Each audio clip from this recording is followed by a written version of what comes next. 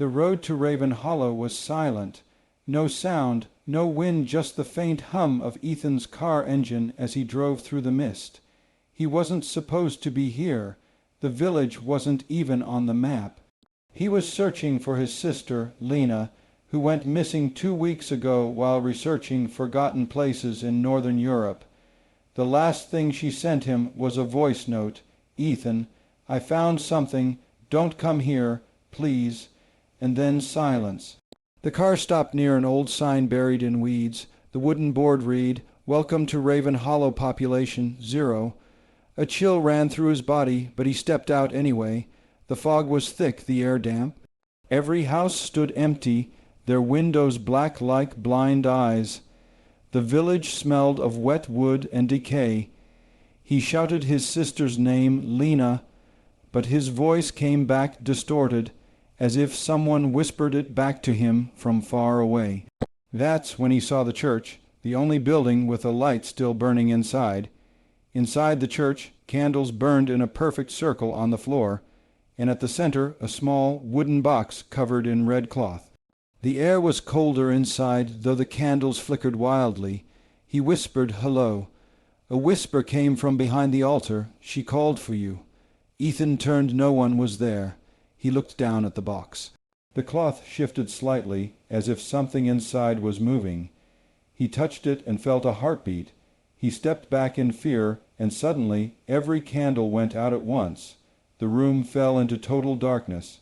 And then a child's voice giggled softly. "You shouldn't be here." The sound of footsteps circled him, small, quick, light. He turned in every direction, heart pounding. Then he saw her, a little girl in a white dress, standing near the door, her face hidden by long black hair. Ethan froze. "Who are you?" He whispered. The girl tilted her head. "She's waiting for you, under the well." And before he could move, the church doors slammed shut with a deafening bang. Outside, the fog had thickened, but Ethan found the well behind the church. Its stones were ancient, covered in moss and blood. Red symbols. He looked inside. Darkness. Then Lena's voice echoed from below. "Ethan, help me." His eyes widened. Lena.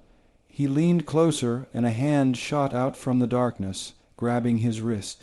It was cold, slimy. He screamed and pulled back, falling to the ground.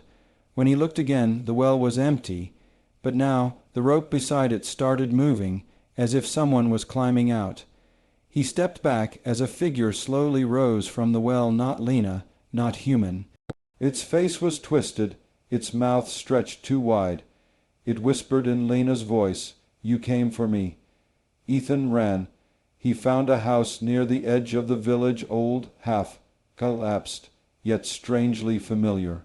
The front door creaked open before he touched it. Inside, dusty furniture stood like frozen ghosts. Pictures on the wall showed families smiling, but every face was scratched out. He saw a note pinned to the wall, written in blood, "We fed her. Now she feeds on us." In the next room, a mirror covered half the wall. When Ethan looked into it, he didn't see his own reflection. He saw Lena standing behind him. He turned around, nothing. But when he looked again, his reflection smiled. The mirror cracked, splitting his face in half, and from behind it, something began pushing through the glass, a hand, a face, a scream. Ethan stumbled backward. Every wall in the room began to whisper his name. "Ethan, Ethan, Ethan." He fell to his knees, holding his head, screaming until suddenly everything went quiet. The little girl appeared again, standing at the door. "You found her," she said. Ethan gasped. "Where's Lena? What do you want?" The girl smiled faintly. "She's part of us now." She pointed to the mirror. Inside, Lena was standing with dozens of other pale faces, villagers trapped, frozen, their mouths open in silent screams. They opened the box. The girl whispered. She came out. Now no one leaves. The church bell rang in the distance. Ethan turned, and the girl was gone. He ran outside. The fog began to rise, swallowing everything. In the center of the village, he saw the box again, now open and something crawling out of it. A tall, thin creature with black eyes and skin that moved like smoke. It turned its head toward him and whispered, "You freed me." Ethan ran to his car, but the road had vanished. Fog stretched forever. The houses began to twist and move like they were alive. He heard hundreds of whispers, voices of the dead crying, laughing, calling his name. He turned the key, the car started. He drove fast, headlights cutting through nothing but white mist. Then, out of nowhere, Lena appeared in front of the car. He swerved, crashed. The screen fades to black. Static fills the air. The radio turns on by itself. Lena's voice speaks through the static. "You shouldn't have opened the box, Ethan." The camera slowly pans to the village. The sign now reads,